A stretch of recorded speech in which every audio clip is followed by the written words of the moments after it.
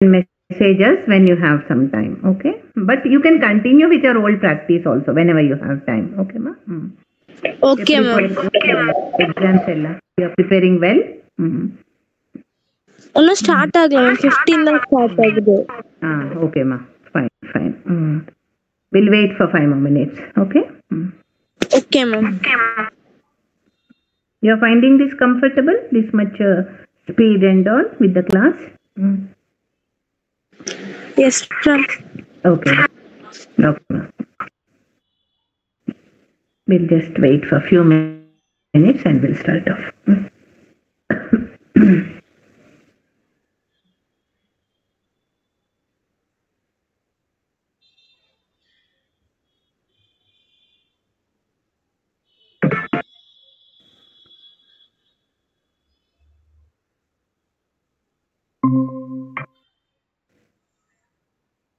Namaste, Sai.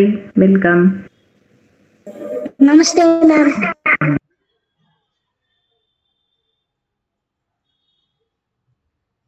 Sai, what is your schedule, ma? In the varam exam irukka eppadi school lo? Yes, ma'am. Okay, exam eppo start acha? No, ma'am.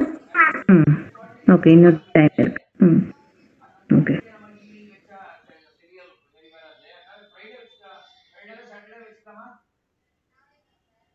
Wait for 2 minutes, we'll start, okay?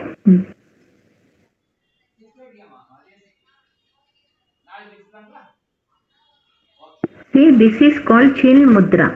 When doing Om, you should try to do this. Got it? Can you see properly? Yes, ma'am. Put it on your... No, you cannot see. Now, 3 fingers up, 1 and 2 fingers, 4 finger and thumb, you have to make like a O. 3 fingers straight, put it on your thigh like this, flat. Both hands. This is called Chin Mudra, which will help us in Om chanting. Okay? It will help us focus. While doing Om, try to put that mudra. Okay? Who could see clearly? Santoshi or Sai? Who could see the mudra properly? Yes, ma'am. Yes, ma'am. Okay. Put it on your thigh, flat. You can start this. And I hope you know Om symbol, how it looks. Om in Hindi. Do you know? I will send you today. Okay? When chanting Om, we should try to remember that Om symbol.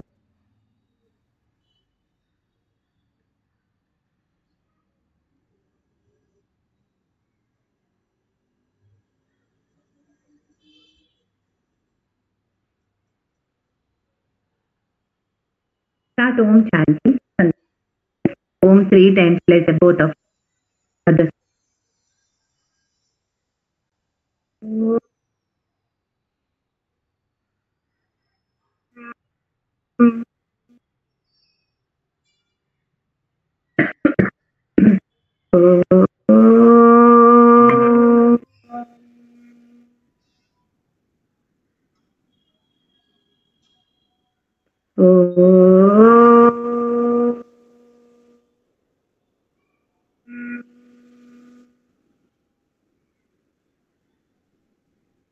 You are doing parallelly. However long you are doing O, do sound also that much long. Okay? Do 3 times. Okay.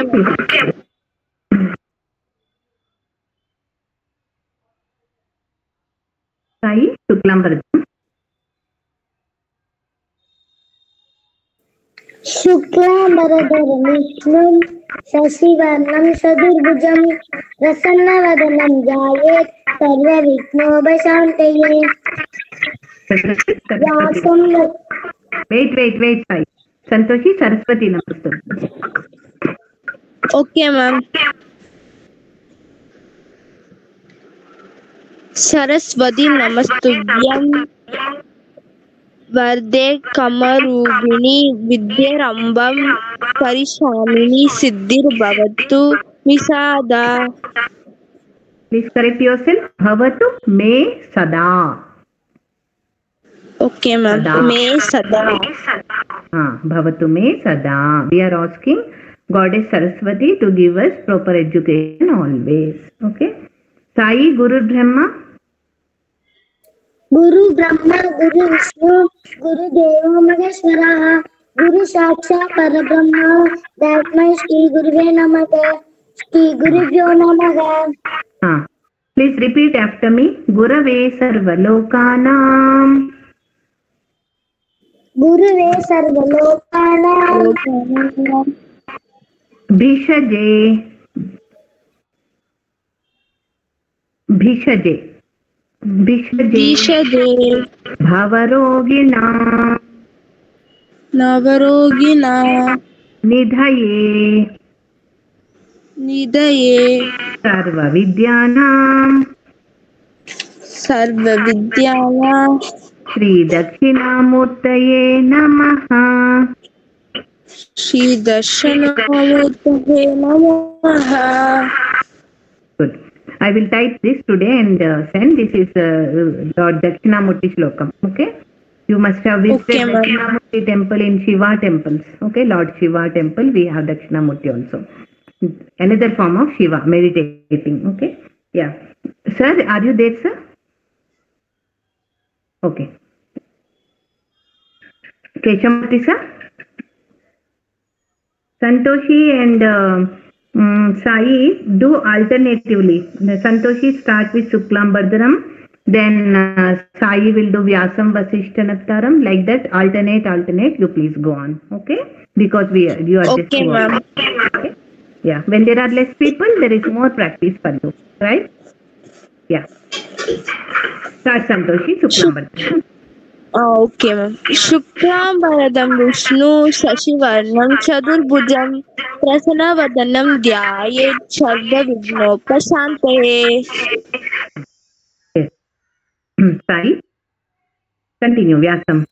Vyasam Vasishthanacharam Satye Granthalmukam Parasharatmagamande Sugatatam Tabonikim.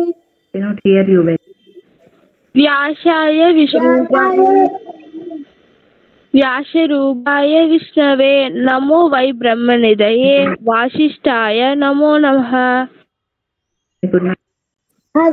Adhikaraya Shuddhaya Nityaya Paramatmane Sadaikaruparupaya Vishnave Sarvajishnave. Yasya Smarana Matrena Janma Samsara Bandhanat Vimuchayet Namastasmai. Vyasaya Vishnurupaya. Ma'am? Vyasaya Vishnurupaya. Vyashaya Vishnurubhaya Vyasharubhaya Vishnave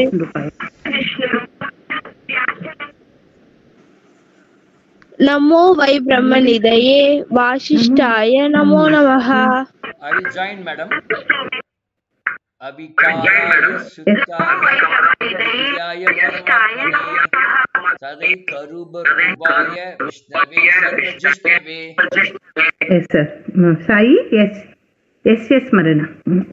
Yasya Smarana Matrena Janma Samsara Bandhana Vimuchyate Namastasmai Vishnave Prabha Vishnave Om Namo Vishnave Prabha Vishnave.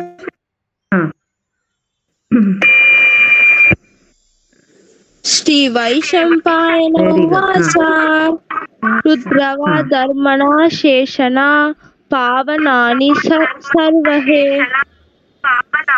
Yudhishthira Shantanavam Punarevapya Pashada. Yeah. Madam, your phone you can switch off when we are reciting.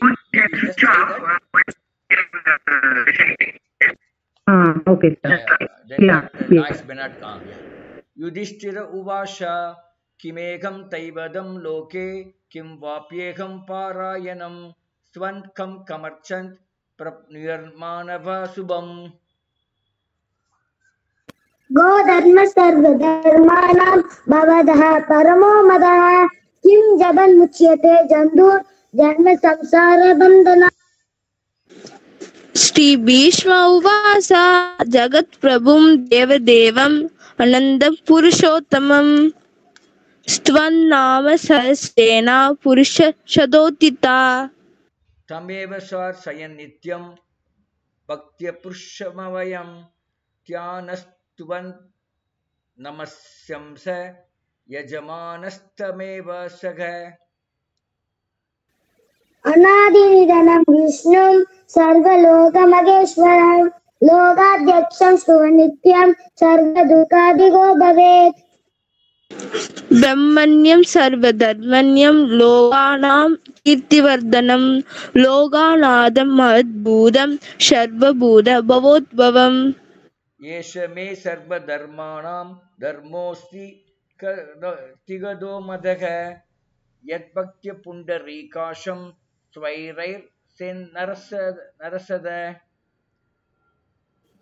परमं यो महत्तेजः परमं यो महत्तपः परमं यो महद्ब्रह्म परमं यः परायणम् पवित्राणां पवित्रं यो मङ्गलानां समङ्गलं तैवदं देवदानां स भूतानां यो ययपिदा यद सर्वाणि भूतानि पवन्त्यादि युगागमे यस्मिन् प्रलयं यान्ति पुनरेव यः क्षये दस्य लोक प्रदान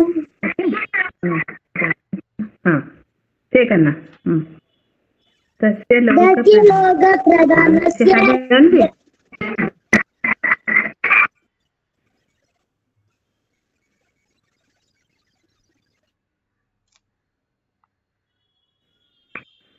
तस्य लोकप्रधानस्य जगन्नाथस्य भूपते. Have we learned this? I think we have to learn, madam. New. Yeah. So please repeat it. तस्य लोकप्रधानस्य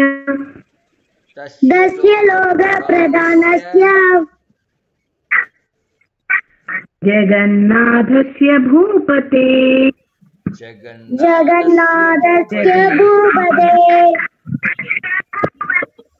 विष्णोर्नाम सहस्रम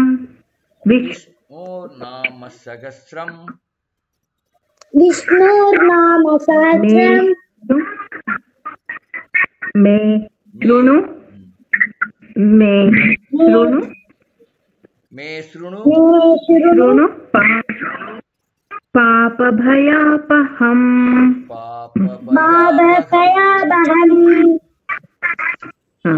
संतोषी, will you say दस्य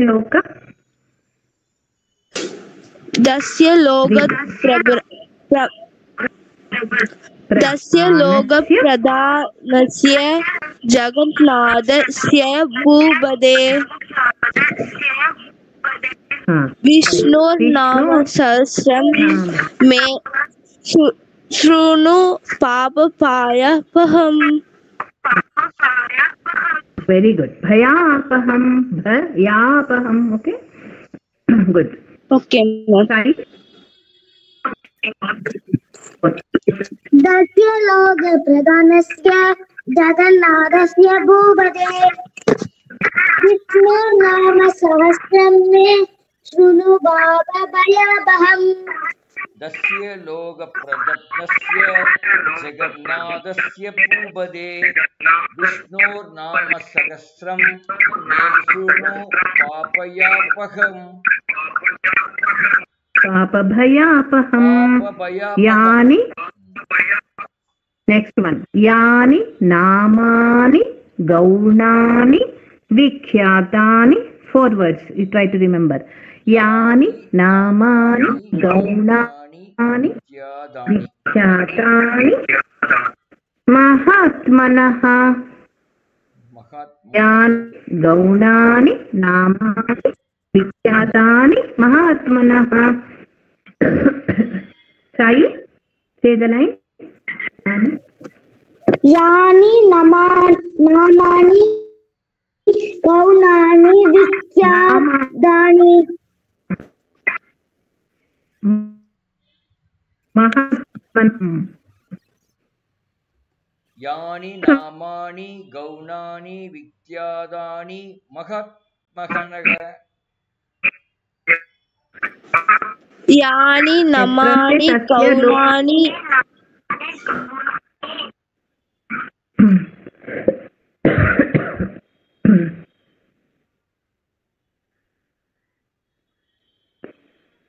यानि नामानि गौणानि विख्यातानि महत्मनः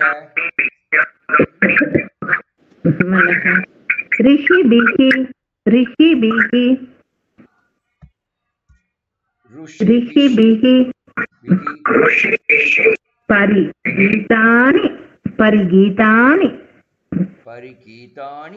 परिगीतानि तानि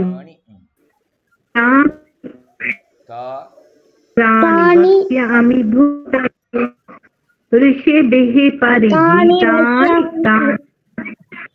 भूतये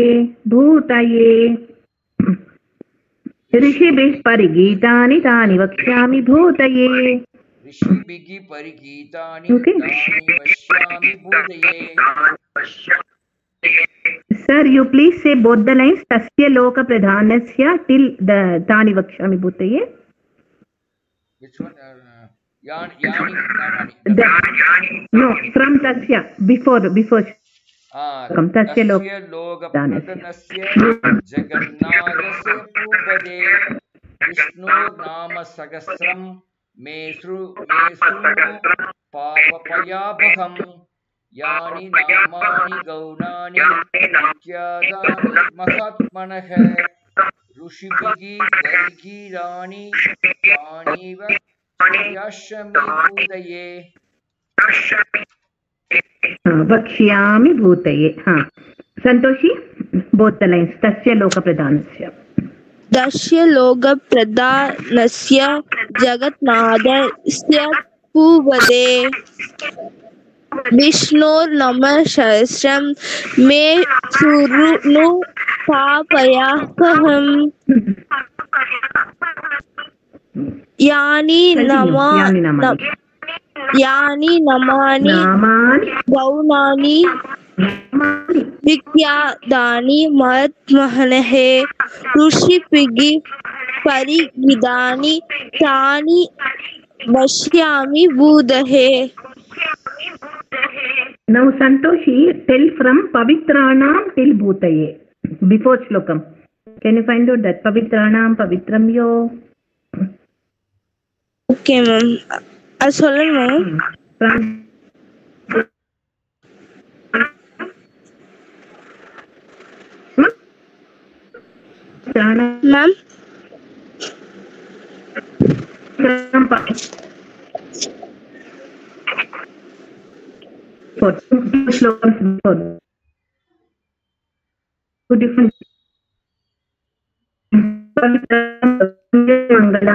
Mangalam. Last week come.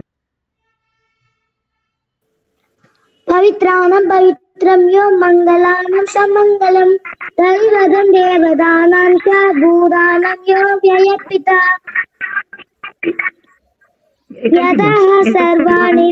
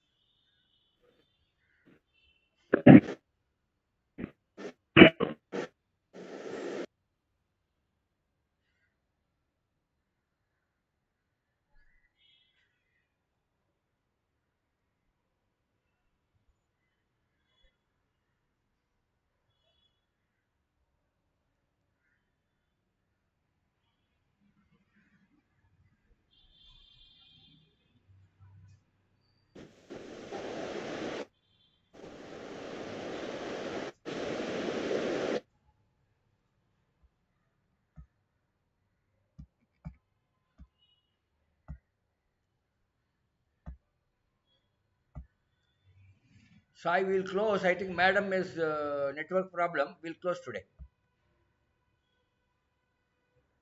Yes.